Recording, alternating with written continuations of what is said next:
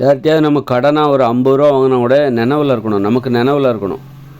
அப்படி இருந்தால் தான் உங்கள்கிட்ட விசுவாச உணர்ச்சி, நன்றி உணர்ச்சி இருக்குன்னு அர்த்தம். சிலர் வாங்கினதை மறந்துடுவாங்க. 50 ரூபா, 100 ரூபா, 500 ரூபா வாங்கினதை கூட மறந்துடுவாங்க.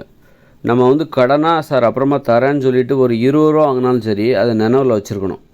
நினைவில் வச்சு, அப்போ நினைவில் வச்சுருக்கீங்கன்னா உங்கள்கிட்ட நன்றி உணர்ச்சி இருக்குன்னு அர்த்தம். யாராவது உங்கள்கிட்ட ஒரு 50 ரூபா அவசரத்துக்கு வாங்கினாங்க, 100 ரூபா வாங்கினாங்க, அப்புறமா தரேன்னு சொன்னாங்க, ஆனால் மறந்துட்டாங்க. என்ன காரணம்? அவங்ககிட்ட விசுவாச உணர்ச்சி இல்லை, நன்றி உணர்ச்சி இல்லைன்னு அர்த்தம், மான உணர்ச்சி இல்லைன்னு அர்த்தம். பயப்படணும், நம்மளை தப்பாக நினச்சிருவாங்களோ அப்படின்னு பயப்படணும். வாங்கின காசை திருப்பி கொடுக்கலன்னா நம்மளை தப்பாக நினச்சிருவாங்களோ, நம்முடைய வாக்குறுதியை நம்ம காப்பாற்றலைன்னா நம்மளை தப்பாக நினச்சிருவாங்களோ அப்படிங்கிற அந்த பயம் இருக்கணும். நம்மளை தப்பாக நினச்சிடக்கூடாது. ஒரு மான உணர்ச்சி, ஒரு சுயமரியாதை உணர்ச்சி இருக்கணும், நன்றி உணர்ச்சி இருக்கணும். நம்ம 50 ரூபா வாங்குறாங்களே, யாரோ அதாவது ஒருத்தர் உதவி செய்கிறாருன்னா அதோட அருமை தெரியலை, அந்த விசுவாசம் இல்லை, நன்றி இல்லை. அதை ஏதோ சும்மா ஒரு வார்த்தைக்கு 100 ரூபா கேட்டால் கொடுத்துருவாங்க, அது சாதாரண விஷயம். அவங்க நம்ம பாக்கெட்லேருந்து நாம் பணம் எடுக்கிற மாதிரி அடுத்தவங்ககிட்ட சார் 100 ரூபா கொடுங்க அப்படின்னா அவங்க அடுத்தவங்க பணத்தை அடுத்தவங்க பணம் மாதிரி பார்க்கணும். அது அடுத்தவங்க பணம் அப்படின்னு பார்க்கணும், நம்ம பணம் மாதிரி பார்க்கக்கூடாது. அது நம்ம பணம் தானே நான் அப்படின்னு சொல்லிட்டு தான் நிறைய பேர் என்ன பண்ணுறாங்க, திருப்பி கொடுக்குறதில்ல. நம்ம பணம் தானே, நம்ம பணம் மாதிரி பார்க்கக்கூடாது. அடுத்தவங்க பணத்தை அடுத்தவங்க பணம்னு பார்க்கணும், அது அவங்ககிட்ட கொடுத்துடணும். கடனாக கேட்டோம்ல, அது அவங்ககிட்ட கொடுத்துடணும். கொடுக்கலன்னா என்ன அர்த்தம்? அது மாதிரி யாராவது நம்மகிட்ட இருந்து பணம் வாங்கிட்டு திருப்பி தரலன்னா, அது 20 ரூபா இருந்தாலும் சரி, 50 ரூபா இருந்தாலும் கடனாக வாங்கினாங்களோ அதை திருப்பி தந்துடணும். தரலன்னா அவங்ககிட்ட விசுவாசம் இல்லை, நன்றி உணர்ச்சி இல்லை, மான உணர்ச்சி இல்லை, ஒரு சுயமரியாதை இல்லை அப்படிங்கிறது தெளிவாக தெரியும். அவங்கள்ட்டலாம் அந்த மாதிரி ஆட்கள் வந்து ரொம்ப கேவலமானவங்க. அதனால் அவங்ககிட்ட எச்சரிக்கையாக இருக்கணும். அவங்க அடுத்த முறை பணம் கேட்கும்போது இல்லைன்னு சொல்ல பழகிக்கணும். அவங்க அதனால் அது மாதிரி மறதி அவங்களா என்ன பண்ணுறாங்கன்னா, திருப்பி கொடுக்காமல் இருக்கிறதுக்காக இயற்கையாகவே மறதியை வளர்த்துக்கிறாங்க. ஒருத்தர்கிட்ட பணம் வாங்கிட்டு திருப்பி கொடுக்கக்கூடாதுங்கிற எண்ணம் இருக்கிறனால தான் அவங்க வந்து மறதியை வளர்த்துக்கிறாங்க. ஏன்னா இயல்பாகவே மறந்து போகுது. அவங்க நினைவில் வச்சுக்கிட்டு கொடுக்காம இல்லை, இயல்பாகவே அவங்க மறந்துடுறாங்க. ஏன்னா அவங்களுக்கு விசுவாசம் இல்லை, நன்றி உணர்ச்சி இல்லை, மான உணர்ச்சி இல்லை. அதனால் என்ன வாங்கிட்டு மறந்துடுறாங்க. வசதியாக போச்சு, அவங்க நினப்புக்கு வர்றதே இல்லை. நான் இந்த மாதிரி நம்ம அவங்ககிட்ட பணம் வாங்கினோமே, ஒரு பயமும் இல்லை, நம்மளை பற்றி என்ன நினைப்பாங்க அப்படிங்கிற அந்த பயமும் இல்லை. இயல்பாக அவங்க அதனால் மறந்து போயிடுறாங்க. எது நம்மளை ஞாபகம் வச்சுருக்கு? ஒருத்தர் பணம் வாங்குகிறோம், 100 ரூபா, 500 ரூபா, 1000 ரூபா, ஏதோ ஒரு பணம் வாங்குகிறோம். எது நம்மளை அவங்ககிட்ட நம்ம பணம் வாங்கினோம், இந்த மாதிரி 2 நாள் கழித்து தரோன்னு சொன்னோம். அப்போ எது நம்மளை ஞாபகம் வச்சுருக்குன்னா, நம்மளை பற்றி அவங்க சொன்ன மாதிரி திருப்பி கொடுக்கணும், அவங்க ஒரு உதவி செஞ்சாங்க, அந்த உதவியோட அருமை தெரியணும், அதுதான் நம்மளை ஞாபகத்துக்குள்ள வச்சுருக்கோம். நன்றி உணர்ச்சி, அவங்க செஞ்ச உதவிக்கு நம்மளே மதித்து கேட்டவொன்னே கொடுத்தாங்களே, ஒரு நன்றி உணர்ச்சி. அந்த நன்றி உணர்ச்சி, அப்புறம் நம்மளை தப்பாக நினச்சிடக்கூடாது அப்படிங்கிற அந்த மான உணர்ச்சி, இது எல்லாம் தான் அந்த நினைவாற்றலுக்கு காரணம்.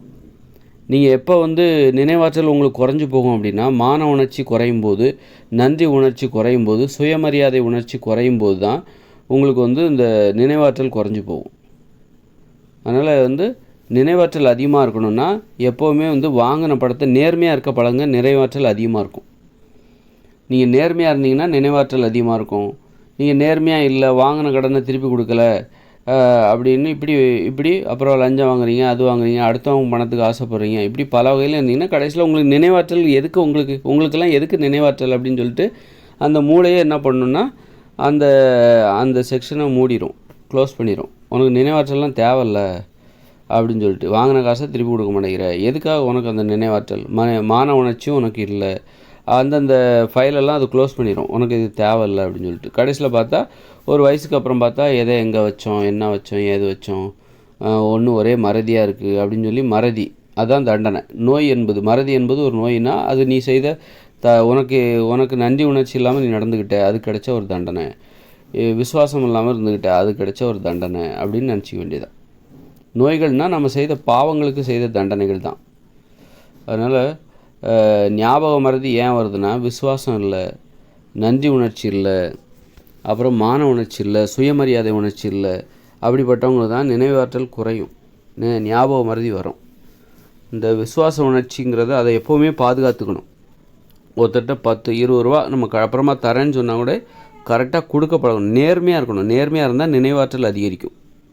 சிம்பிள். நேர்மையாக இருந்தால் நினைவாற்றல் அதிகரிக்கும். நீ நேர்மையாக இல்லைன்னா உனக்கு நினைவாற்றலே குறைஞ்சிக்கிட்டே போகும். பண விஷயத்தில் நேர்மையாக இருக்கணும். பண விஷயத்தில் வாங்கின கடனை ஒழுங்காக திருப்பி கொடுக்கணும். அந்த மாதிரி பண விஷயத்தில் நேர்மையாக இருக்கணும். நம்ம வந்து ஒரு அநியாய விலைக்கு பொருட்களை விற்பனை செய்யக்கூடாது. உழைப்புக்கேற்ற ஊதியத்தை பிறருக்கு கொடுக்கணும். நமக்கு கீழே வேலை பார்க்குறவங்களுக்கு அவங்க உழைப்புக்கேற்ற ஊதியத்தை கரெக்டாக கொடுக்கணும். அதில் எல்லா வகையிலுமே பண விஷயத்தில் நேர்மையாக இருக்கணும்.